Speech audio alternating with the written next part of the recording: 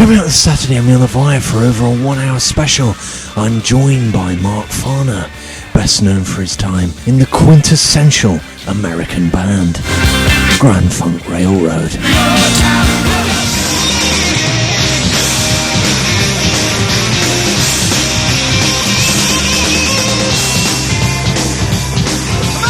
And here we are now with Led Zeppelin. Peter Grant told Terry Knight, our manager, I'm pulling the plug on him. You got to get your band off that stage. Our power quit.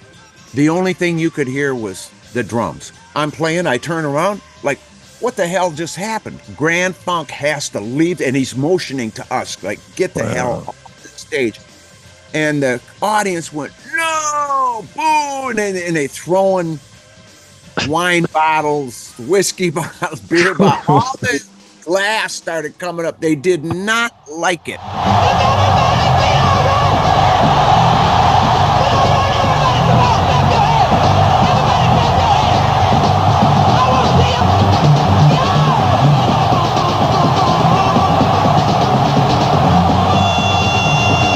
It was actually kind of scary to watch, because in my mind I'm thinking there is a limit.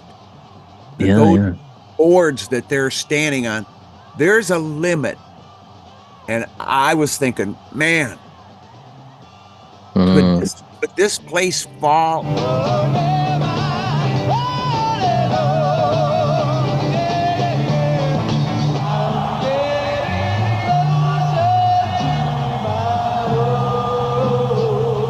I said, do you know who you are?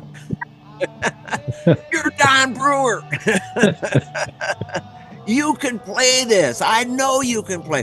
So it took him some doing, but he taught himself, because it was such a challenge, when he started singing, we're an American band. And then I'm singing, we're an American band, American band, da da da. It just felt like it had to be there, and I do chords. That I don't hear anybody that's ever played that song. They leave these chords out. I call them Farner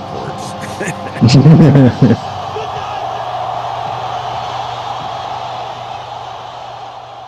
So I'm here with Mark Farner. Thank you so much for joining me. Of course, you have the new album on the way, Closer to My Home, coming out on November 8th, as well as celebrating that, 55 years of I'm Your Captain as well.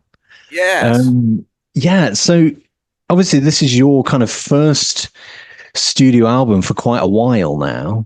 Yeah, so why is it like, why is now the time to release another one? Well, it's got important information on it, and it's decoded by people's hearts.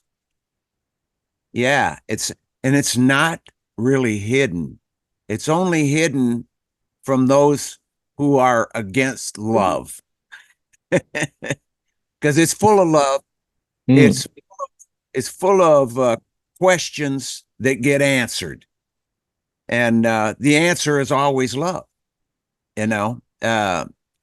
Love is the cure, and the definition of love, of course, is forgiveness.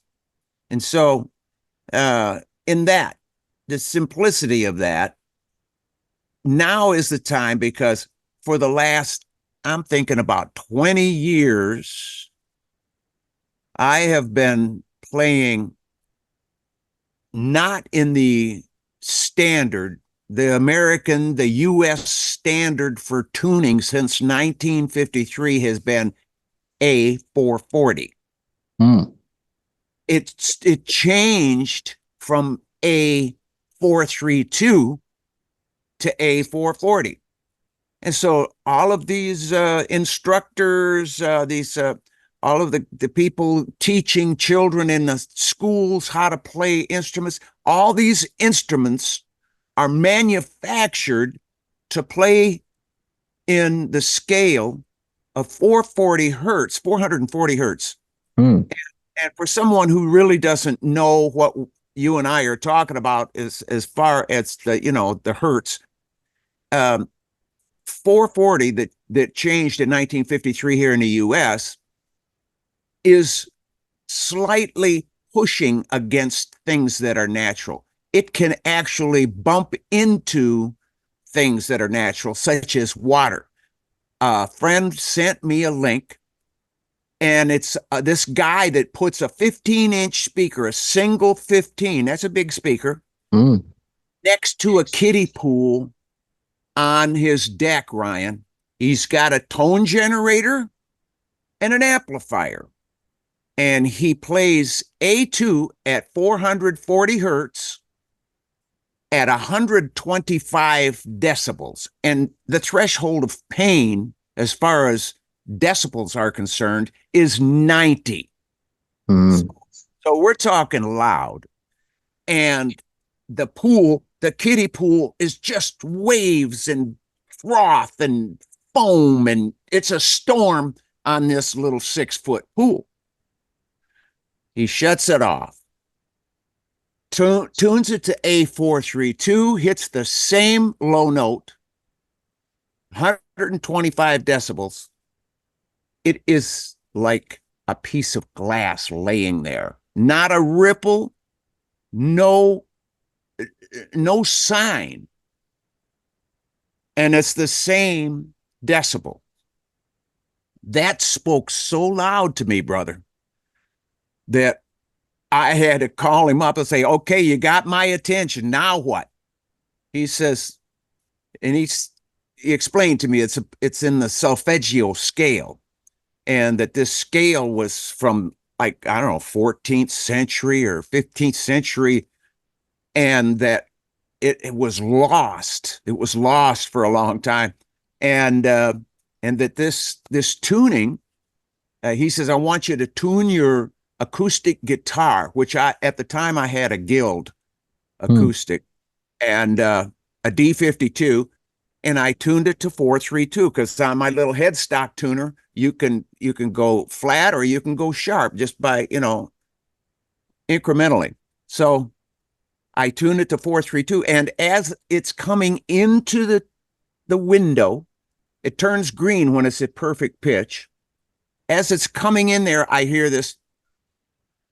It's like a whistle is on top of that note. It is a harmonic that is being created in that 432 range. And I was setting in my kitchen, Ryan, and in the kitchen, there's a lot of hard surfaces. It's a great place to play your acoustic guitar, especially with a cup of coffee sitting in front of you. So I'm like loving this. And it wasn't that it was louder, it was more.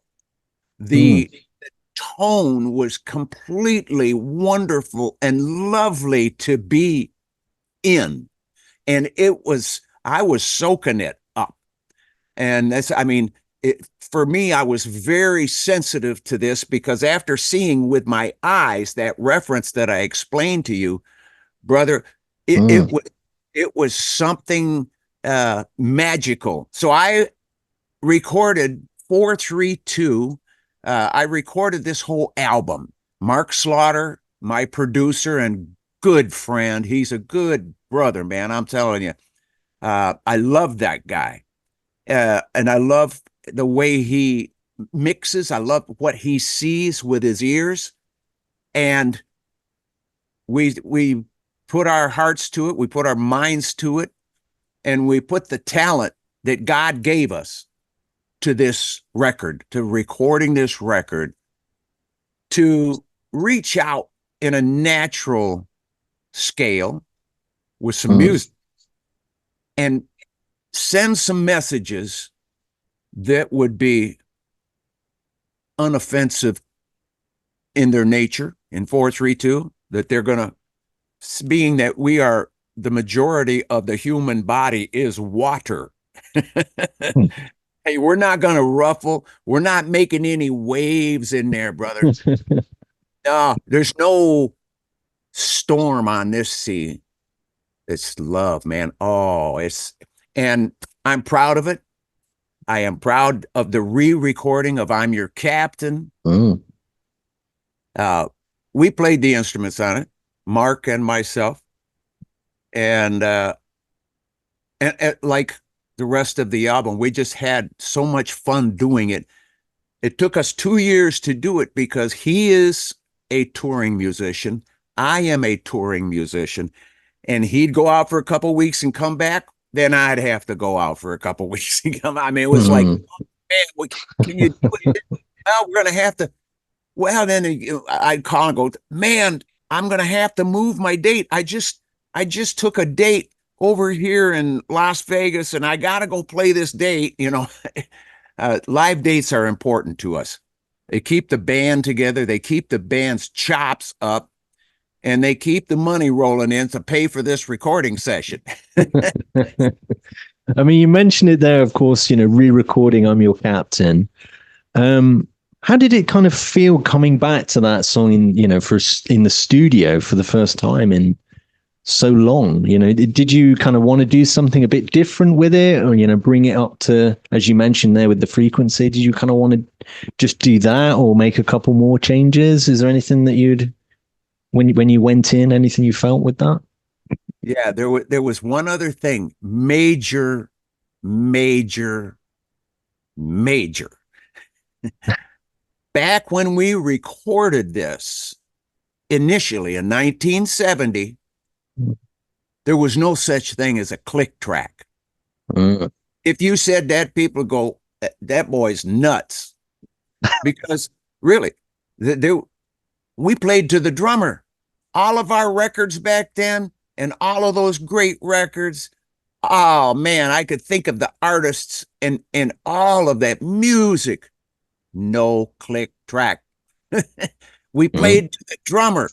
It felt great. It felt human. And that's why it is so different than stuff that is recorded today. Because as many times as you may hit that humanize button in your mix, you're not going to do it. It's not going to take the place of human feel. So that in itself, we did a tempo map of the original version, dropped the needle in the groove, and did a tempo map. Now that is all over the place because drummers, they get excited, they'll rush, or if they do a fill and they're coming around, you almost have to jump a little bit in front of the beat in order to get there when he gets there because he's going to rush it. Drummers are kind of like that.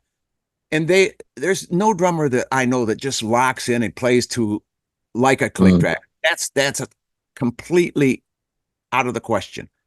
So we did the tempo map, and Joshua Egan, a drummer, the friend of Mark Slaughter's, did the map, and he played Ludwig drums, the same kind of kit that Brewer played on the original version of "I'm Your Captain."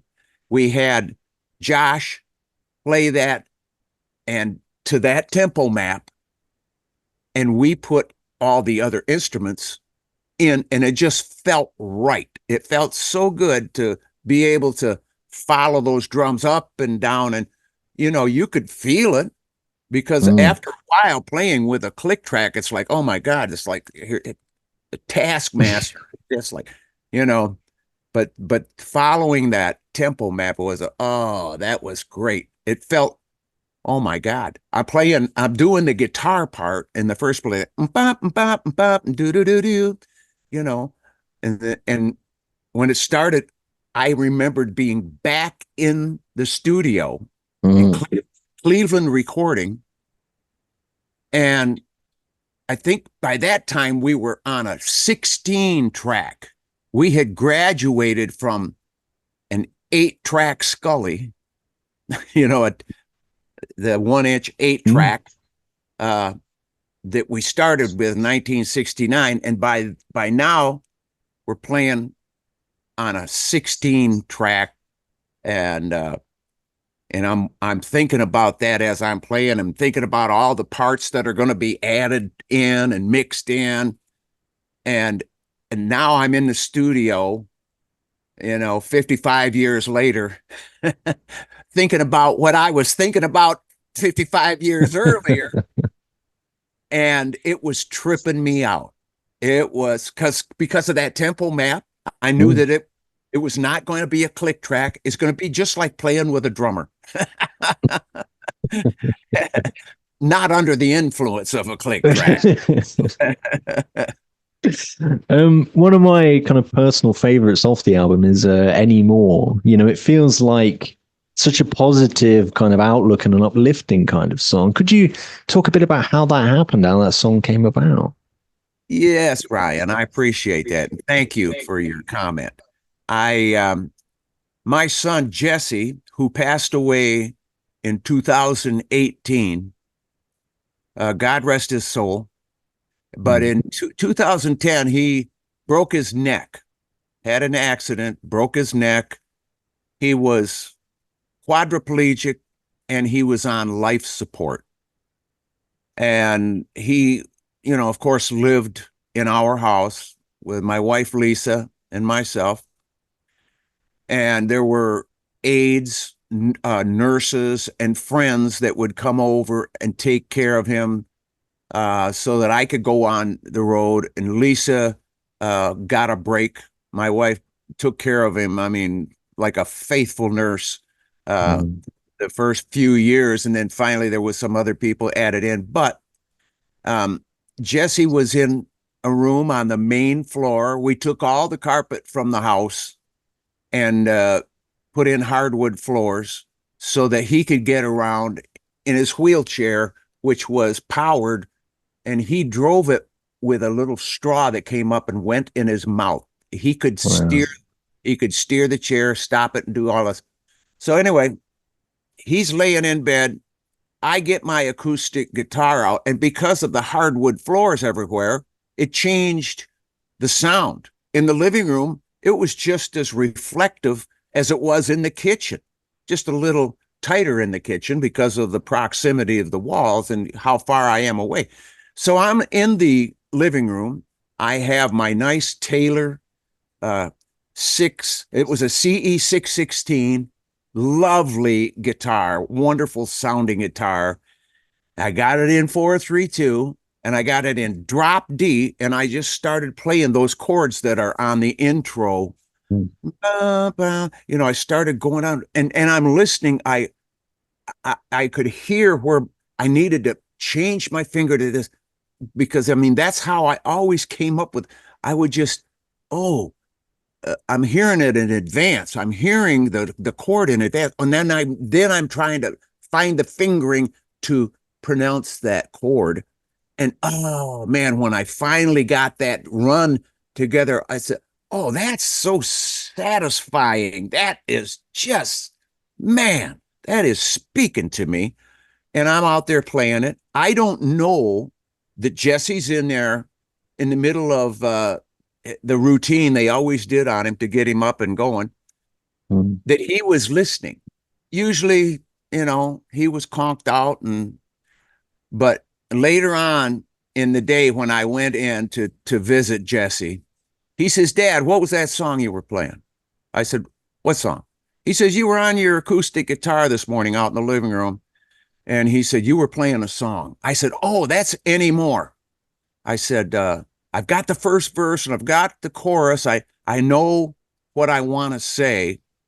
And I told him at that time, I said, maybe it's going to be some young band, some, younger musician that's saying this. And he said, I like the way you say it, Dad. So he told me, that song is a hit. You need to record that song because that song is a hit. Well, I love my boy. I still love my boy. That love is still here, but it doesn't have any place to go. I can't walk over and hug him or, kiss him on the cheek. But I still have it. It's still a memory. And I hope that what he said to me comes true, that it becomes a hit, because the song is, the first verse, when I was young, I listened to the words of men, but that was then, and I won't listen to them anymore. They told me things I should believe, but all that did was make me grieve. So I won't listen to them anymore. Then it's like, love, keep on shining, shining on me. Love, keep on looking as far as you can see. Then it goes into, in the beginning, it was me and my band. It's sad to say that we don't play together anymore. It's not the quantity, it's the honesty, my friends. The story ends, and I'm not angry with them anymore. You see, forgiveness came in and delivered me from the hurt that I perceived. It was only a perception. It was not even real. It was just a debt consciousness. That hurt, that pain is a debt. And all of our little debts that we accumulate throughout our life are stacking up. But we are the ones who set ourselves free. As Bob Marley said, emancipate yourself, set yourself free. And I'm telling you, this is the peace that passes understanding, because the love that I'm talking about, love is a rewarder of those who diligently seek it. And if you're holding vengeance against someone, you're not going to find that kind of love. If you fancy yourself a victim, oh, the son of a, you're not going to find it. You only find it in forgiveness. Man, it's like the easiest thing to do once you've tasted of the reward of love, because it's the rewarder of those who diligently seek it. And that's not the motivation that we should taste this love, but it's unavoidable if you truly exercise it. The reward, you couldn't escape it. And it just makes you a better person. It really does. So hopefully this song speaks to throngs of people, and they get the big picture. They set themselves free. They emancipate themselves. And this song helps them find their way. I have to agree. I mean, I think that, if you're holding on to things, like a grudge, or you feel like you've got to get back at somebody, it's more of a thing on you, isn't it? Like it weighs you down, as you say. Yes. I have to agree. Yes. Another, it feels like this album as a whole can be quite a personal record for you at times. I was looking, at the last track, Tiny Fingers. I mean, I listen to that and I just think, wow, it's a song that just hits you from the minute that it starts. I mean, I read somewhere, or I can't remember exactly where, but I know that this one was quite, it was one that took you a while to get to. So why is kind of now the time where you think, now's right to do this one? Well, brother, I'm going to tell you, this was 25 years ago when I wrote this one.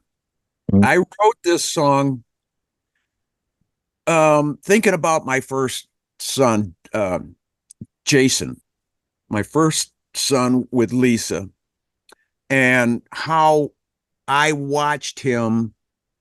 I was right there with her. I was at the foot of the bed, and I watched Jason come into this world, into that doctor's hands, and I wept to see that miracle. I wept to see and to hear my wife busting into tears, and in our unison of these tears were the joy of the continuation. we're going to teach this little guy about love. We're going to show this little guy love, and we have the greatest aspirations for our offspring. Our first kid, and we're we're going to show them all these things. But then life takes over, and they have a mind of their own.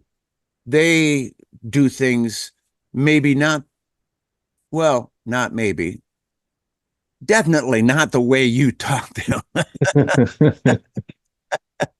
And it has a way of, getting to us and like lets us down.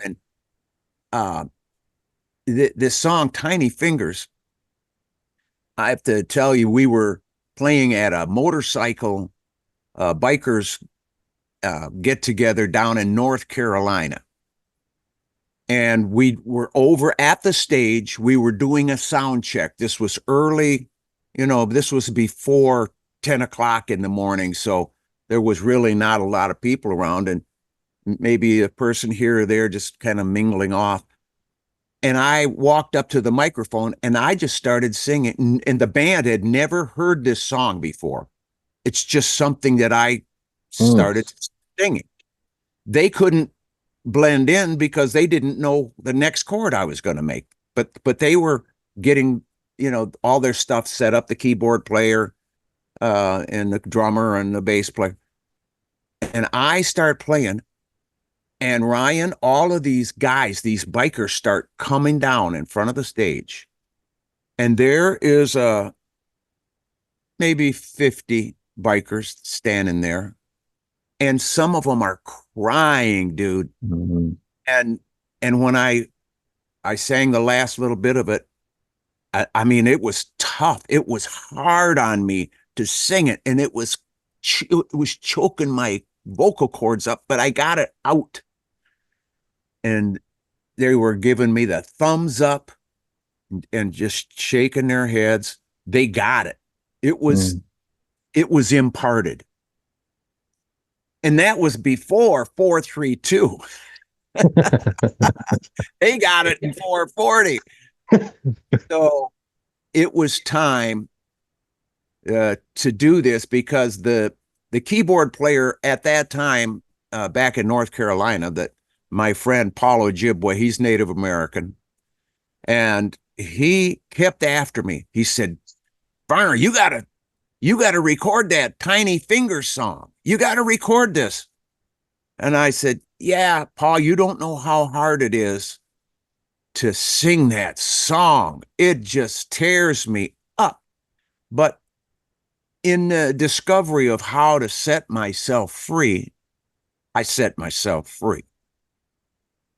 And I called Paul, and as I told Slaughter about the song, and I started singing this to Mark Slaughter, he said, man, that is the song we need, because we had every other kind of song, different genres covered from what we used to do.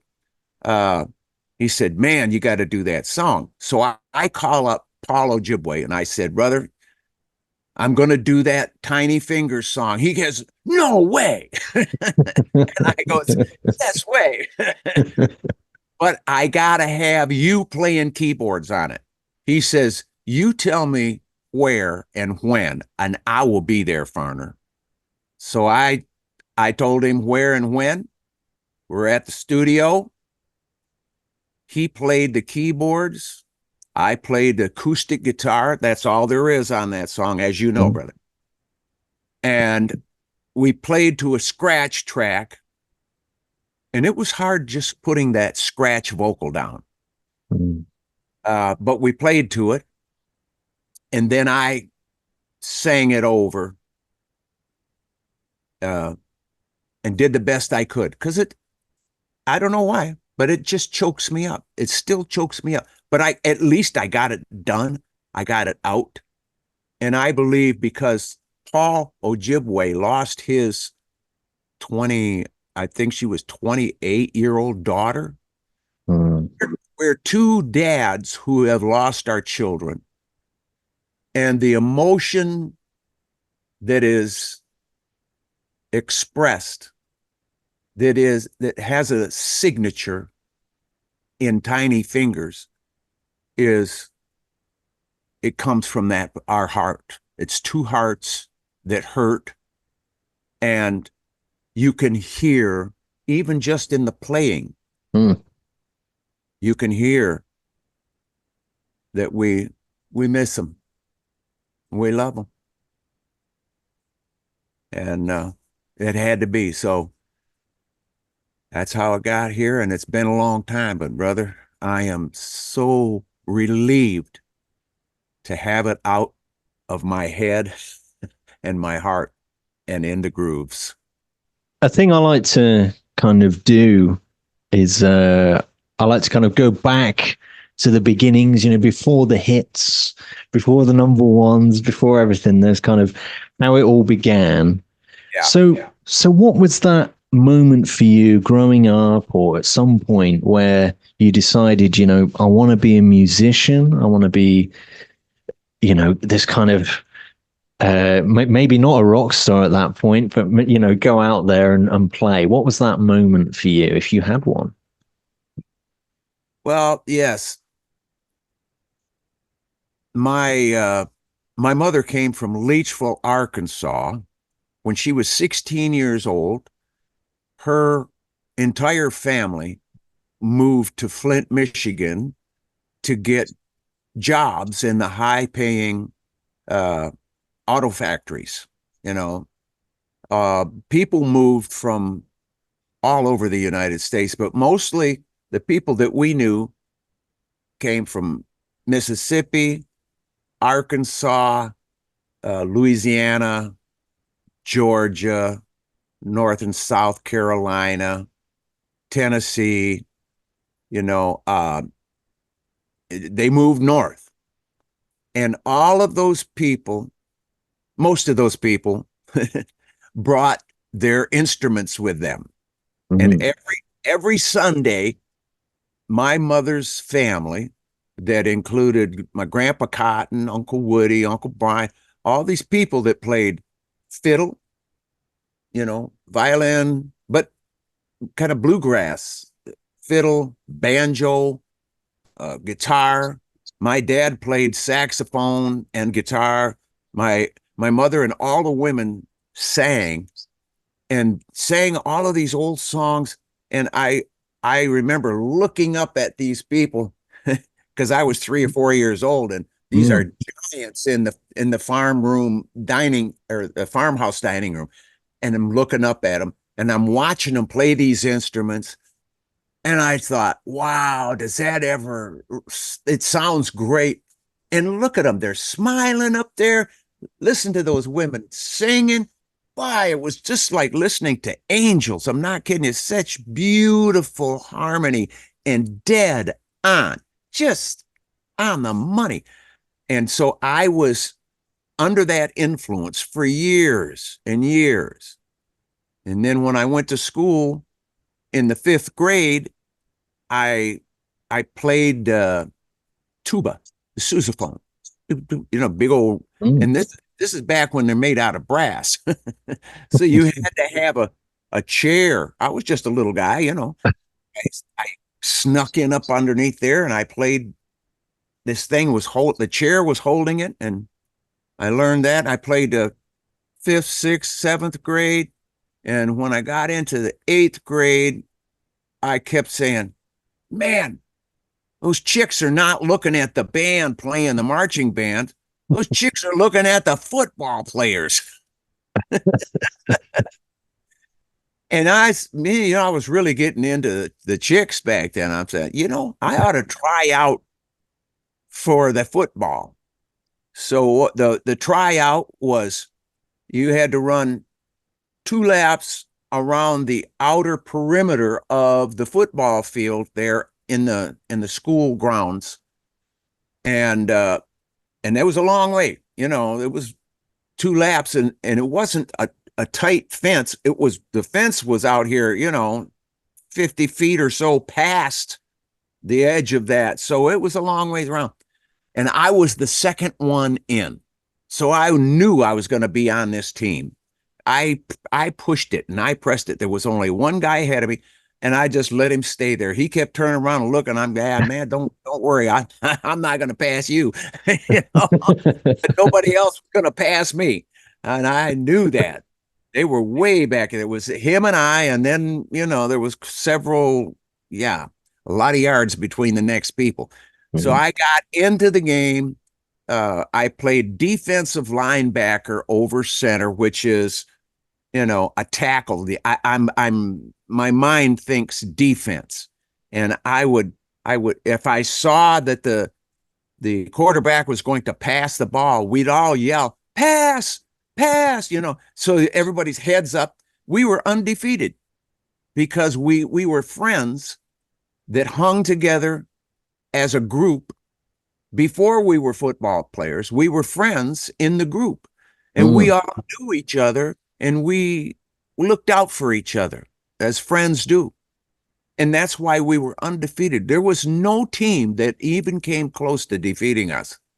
But then we scrimmaged the varsity, and because they were not undefeated, they had suffered some defeats, but they're great big guys compared to us little JV guys. We scrimmaged them and they myrtleized us. I had water on the knee. I had a fractured finger.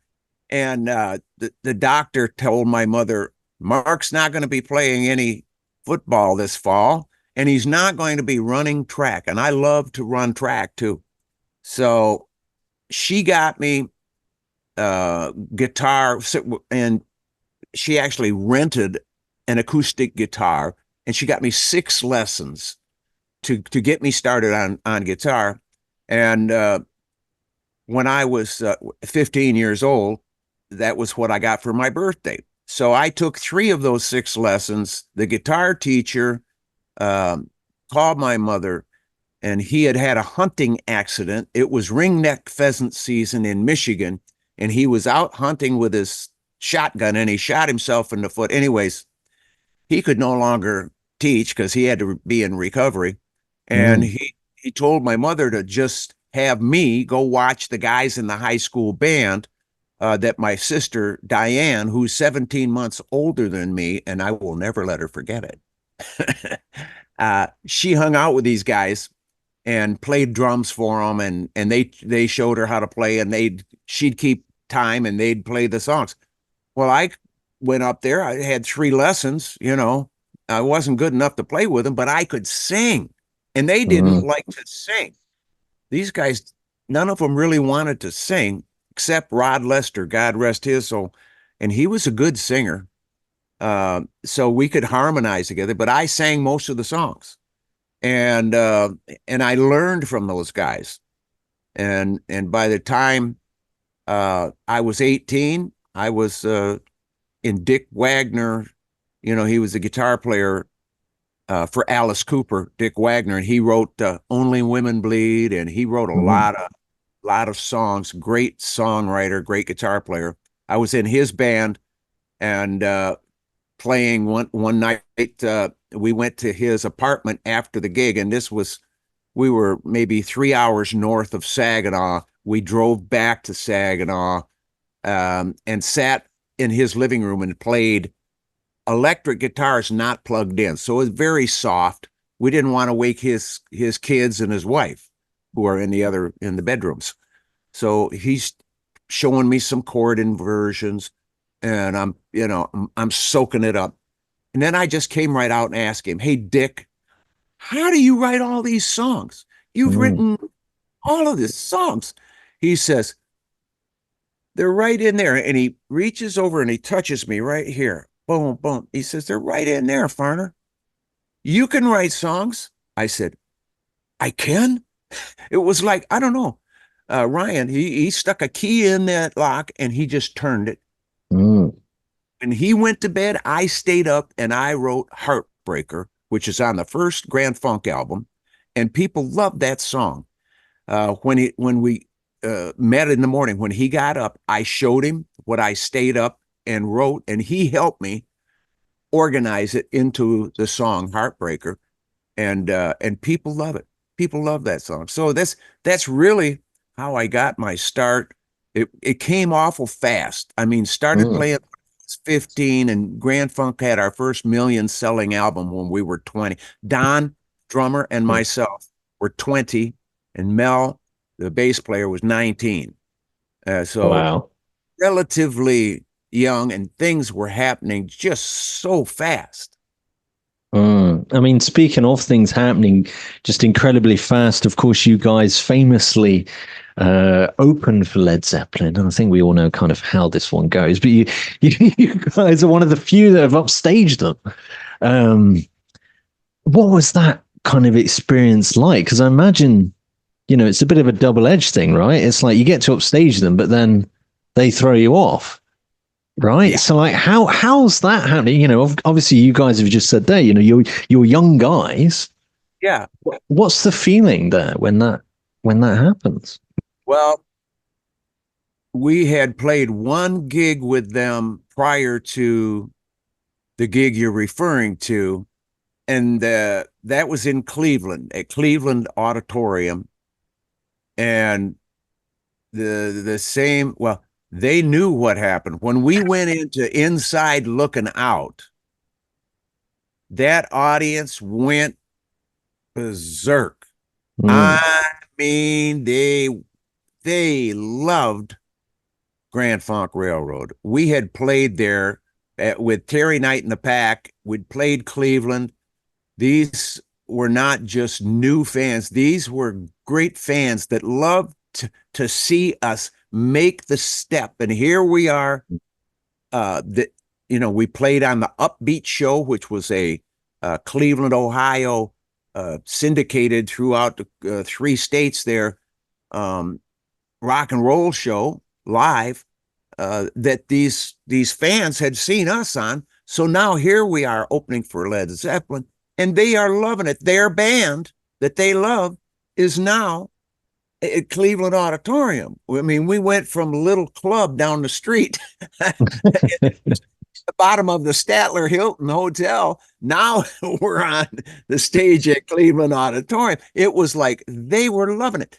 And so when we did Inside Looking Out, oh man, it brought the house down. Mm. I mean, they were screaming, jumping, pounding, it was pandemonium. It was great. So we get to Detroit the next night, and we're in our set to a home audience. It's our home state. Mm. And we had not played in the state of Michigan since the band started. And here we are now with Led Zeppelin. And so all of our home people, the fans that loved us, because here we are, the band from Flint, Michigan, man, and the world is finding out about us. They had us even higher, pushed up higher. And before we went into Inside Looking Out, they knew the set. So Peter Grant told Terry Knight, our manager, I'm pulling the plug on him. You got to get your Mm. band. You get your band off that stage. Our power quit. The only thing you could hear was the drums. I'm playing. I turn around, like, what the hell just happened? I turn around, and Brewer's playing, and he's like, he didn't know what to do. And Terry comes walking out. He grabs the microphone. They turn that one microphone on. He said, due to contractual obligation, Grand Funk has to leave. And he's motioning to us, like, get the hell Wow. off the stage. And the audience went, no, boo. And they throwing wine bottles, whiskey bottles, beer bottles, all the glass started coming up. They did not like it. So an hour and a half later, over half the audience had left. It was the Olympia was a great big, Mm. and over half the audience left because of that. And so Mel Shocker, the bass player for Grand Funk, and we said, man, look at, there's no people. Let's just go sneak down from the back and get as close as we can. And we watched Led Zeppelin for 2 or 3 tunes and watched Page play his guitar with a viola bow and Yeah. some, the theatrics. We watched them. Said, oh, these guys sound pretty good. But they couldn't take the pressure. Their manager couldn't. I thought they were pretty nice guys. I never did, hang talk to them or anything, but that's how it happened. And it was just a matter of, two great audiences that loved this band, this Grand Funk Railroad band. And I just happened to have written over 90% of the music. So make me feel pretty proud. I mean, speaking of that kind of that Grand Funk mania, obviously you guys have famously played the Shea Stadium. The only, at that point, the only other band, of course, that did that was the Beatles. I mean, they sold out the place in 7 weeks. Obviously, you did it in just 72 hours. I mean, that just shows kind of how massive you guys were at that point.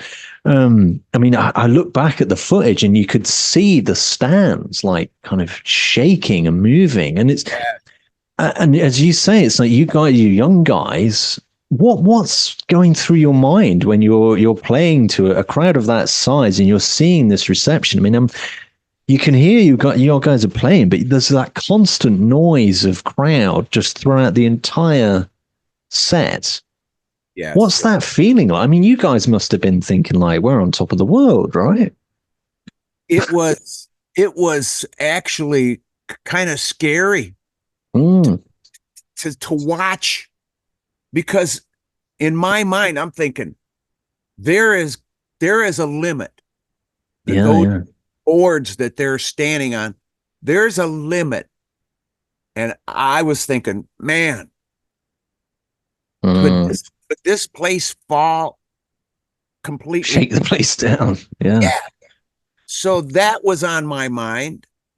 The fire marshal almost stopped the show because of that flexing of the stands. But when we took the stage, Ryan, it felt like my feet were not on that stage. I was floating on this high. I was just kind of going across 3 feet above the deck. I was floating from side to side and going over. And I mean, you got to remember, Humble Pie just revved this audience. Oh my God, that band, Humble Pie, such a great band. Yeah. Oh my God, with Frampton and Marriott up front, and Greg Ridley and Shirley on the drums. It was a rocking band. I mean, we used to love to watch those guys when they opened for us in Europe, and I had gone over to Terry Knight, and as just before we left Europe, I told Terry, I said, you got to get Humble Pie to come to the United States and open for us there, because the U.S. has got to see this band. This band is killer band. And so they opened for us at Shea Stadium, and Steve Marriott I had talked to him on the telephone. He said, Mark, I have this guitar that you need to have. You need to own this guitar. And I said, okay, well, bring it with you.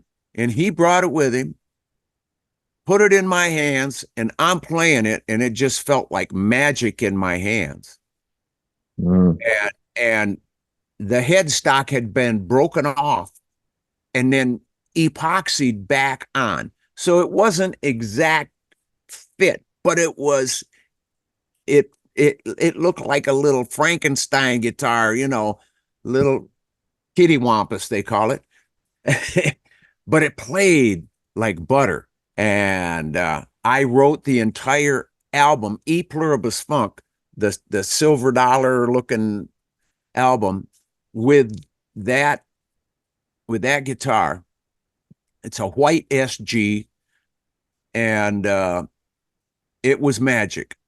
I wrote every song. I played those songs on that guitar, and it happens to be one of my top 3 albums that we ever did, in my humble opinion.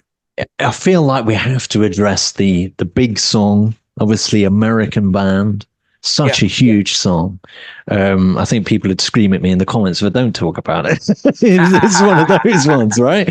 Yes. How did you feel at the time of recording that and making that song? Did you feel like this was going to be such a huge hit? I mean, it's like there's hits and then there's like, this is like another level, right? Yes. Yeah. Well, Lynn Goldsmith, she was our publicist, but she was more than a publicist for the band. She loved us, and she was a real friend. And she said, you guys need to write a song about who you are. You're an American band. You're an American band. So she put that seed in the furrow, and a Brewer came to rehearsal and he plays a 2-note chord on the guitar. He can't, play chords. He just does 2 notes. And he tried to show us. And I was hearing in my head, it, ba-da-da, ba-da-da, doodle-da-da-da, da-da, ra-da-ba-bum, ba-da-da. I'm hearing it. And I said, okay, I got a lick. I got a lick for this. And we're at the studio. We get on our instruments, and he counts it in and start. And I said, it needs to have a drum intro.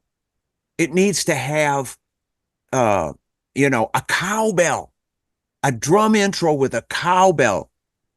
And he says, I don't have a cowbell. I said, it's got to have a cowbell. I said, it is absolutely a must. He says, okay. So I'll pick one up on the way to rehearsal tomorrow. And I said, no, pick up 6, and we'll pick the one that matches our tuning, which was in D. And so he brought 6 of them in, and we picked the one. And I showed him the drum lick that I was hearing. And he said, I can't play that thing because the bass drum is so. I said, do you know who you are? You're Don Brewer. You can play this. I know you can play. So it took him some doing, but he taught himself, because it was such a challenge from me to have him. And let's face it, that was in Rolling Stone magazine. That was the number 2 song of the top 10 cowbell songs, only to be superseded by Honky Tonk Women, the Stones. Wow, yeah. But then American Band, that cowbell. So I'm proud to have written that part and to insist it on the cowbell, and then to play my licks. Da-da-da, da-da-da-da, it made it a very different song for us. We'd never played anything so syncopated, but I was feeling it. And then, when he started singing, we're an American band, and then I'm singing, we're an American band, American band, da-da-da. It just felt like it had to be there. And I do chords that I don't hear anybody that's ever played that song. They leave these chords out. I call them Farner chords. I really had to stretch to get my hand to go there. But when we recorded this song, Ryan, Don came to me and he said, Mark, I've never had 100% writer's credit. Do you mind if I take it on this song? I said, no, go ahead, because Wow. I'm a nice guy. And I won't let anything that's ever happened as a result of that uh, interfere with that decision. I made it from my heart, and I felt good to be able to give him the portion of the song that I wrote and let Mm. him claim 100% right credit.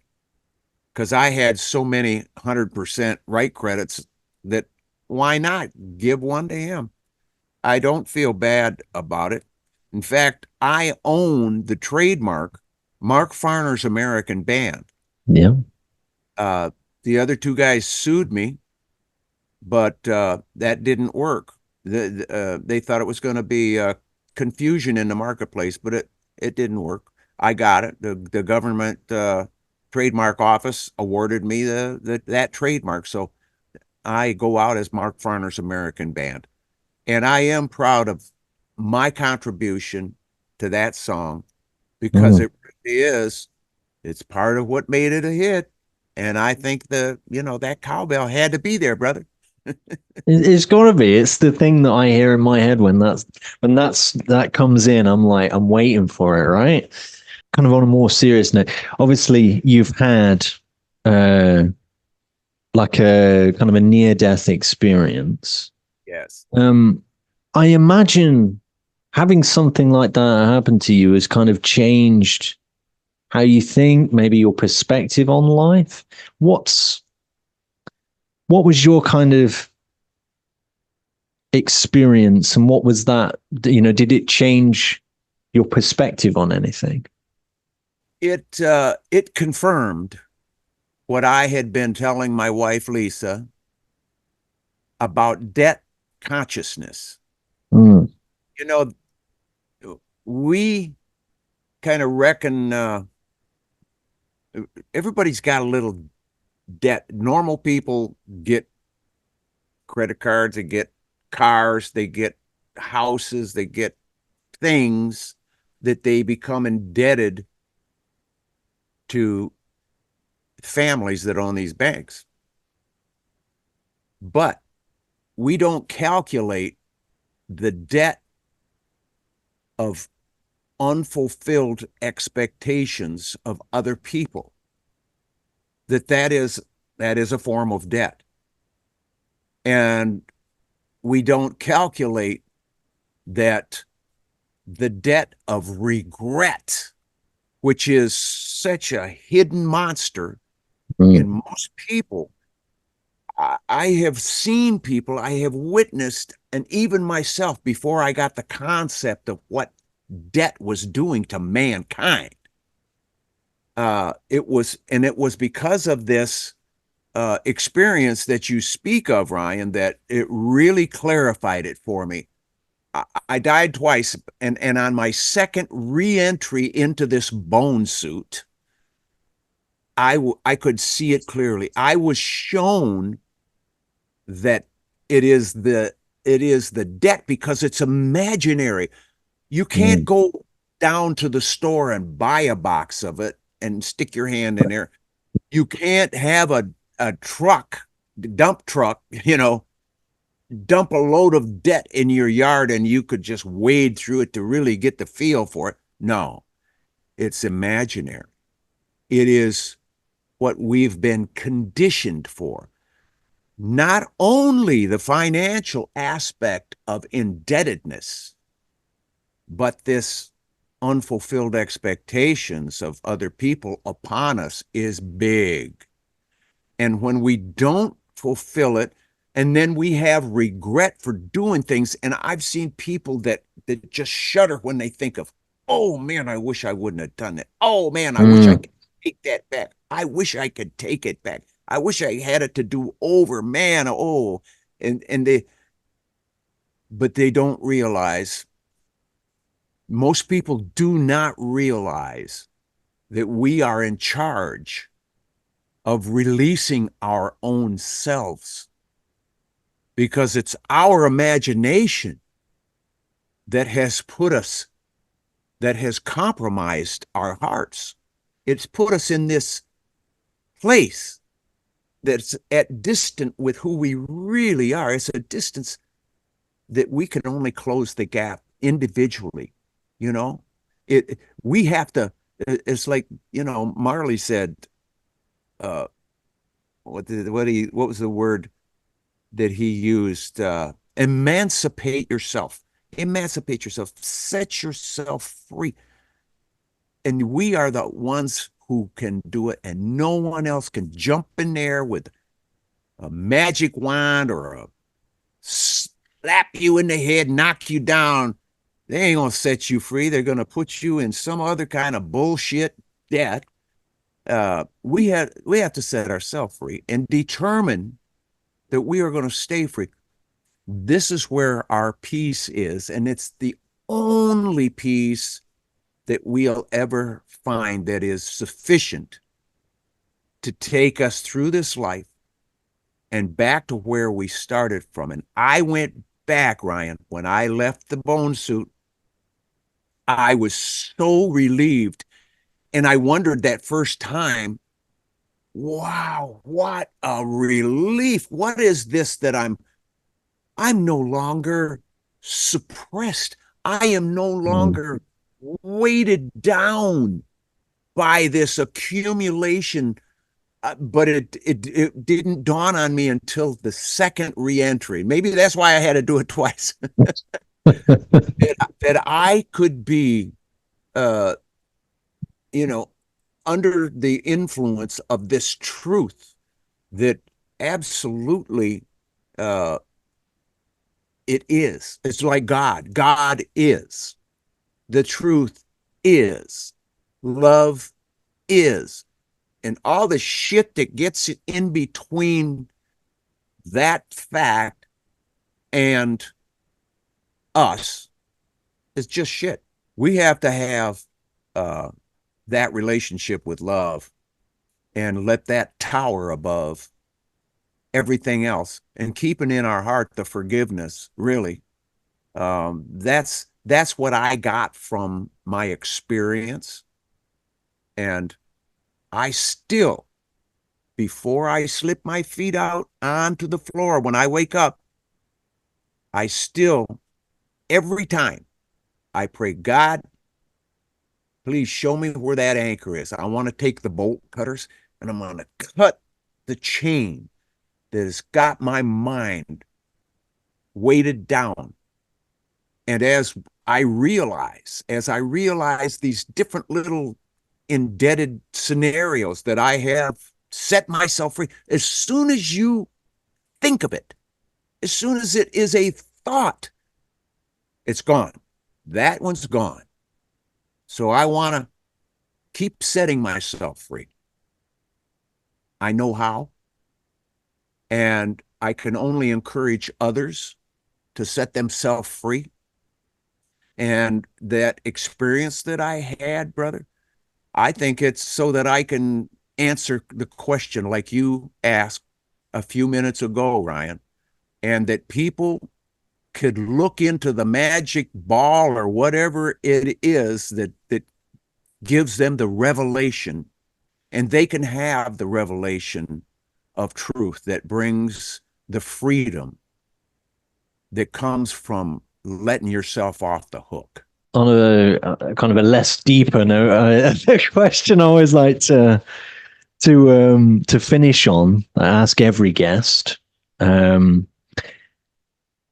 if you could work with one musician from the past and one from the present, who would they be? Of course, when we mentioned about regrets, we won't say about having any regrets, but is there anybody that you think that would have been an amazing thing to have collaborated with this person, or this would be really cool to do this? Is there any people in particular for you? Yes. Uh, I think because of my relationship, my friendship with Jimi Hendrix, I Mm, would I would have loved to have collaborated with him, but the drugs got him, and that ended any possibility. But he spoke to me about jamming. mm. Sometime let's jam. He loved he loved to hear me sing. I love to hear him play. Man, Yeah. Yeah. know, yeah. And Frank Zappa, when he produced Grand Funk, he Mm, said, I've got a song that I would like to have you sing it. And when we record it, I would like your voice on it. I thought that was such a compliment to me. But cancer got him before I could work with him. and they would be two incredible people to just kind of see how they work behind the curtain a little bit, get an idea of what they're Yeah. like. I mean, what was Hendrix like as a person? I mean, a lot of people ask that question, I'm sure, but Well, he was very, you know, humble, mm, laid back, just contrary to the image we all thought of him, this flamboyant, this, bigger than life. He was kind hearted, tender. We talked about fishing, you know, when we got together and we hugged each other. When he embraced me, he gave me a real brotherly hug. It wasn't just a little squeeze. It was, hey, man, we fed off each other's energy. We all have this energy, our own personal, and a lot of people are so skeptical and fearful of others, uh, what they might or what people might think if I just stayed here and hugged this person. yeah. Forget about that. Get you some of that energy, But as far as working with anybody current, brother, I couldn't tell you because I never listened to the radio. I have not turned the radio on in a vehicle in 50 years. I always try to stay open to, if I'm at 1800 RPMs, it's a and it starts feeding me, and I'm thinking, all right, here we go. I'm writing a song. If it's the tractor, if it's the truck, if it's my car, if it's my wife's car, I'm hearing tones. I'm hearing tones. And so I try to stay sensitive to that. I couldn't tell you Mm. anybody current, brother. So No, no, that's fair enough. I mean, there won't be any collaborations with that click track, I'm sure, anytime soon. So, that's right. thank you so much for joining me. Of course, for those that want to grab a copy of your upcoming album, Closer to Home, you can via the link in the description below. Yeah, thank you so much for your time. Yeah, I really and appreciate it. let me mention too that if someone buys prior to the release date of November 8th, that pre-sale, we will Mm. honor the pre-sale and you will get an autographed, whether it is the red vinyl album that comes in this Look at sleeve. that. That's the preparation there. Yeah, this sleeve, or a CD. The bonus track, Friends Forever, is on the CD only. There was, as you know, Ryan, there's only so much space on a vinyl record, and we filled it with 9 songs, backside, Mm.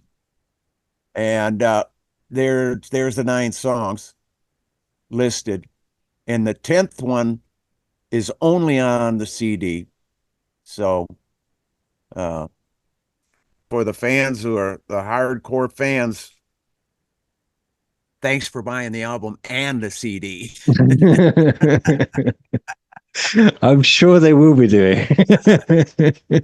Well, thank you so much for your time. I mean, I love your passion for music and everything that you do after all these years. Still, like, you've still got that energy, and it's just wonderful to see and hear you talk about this journey that you've been on.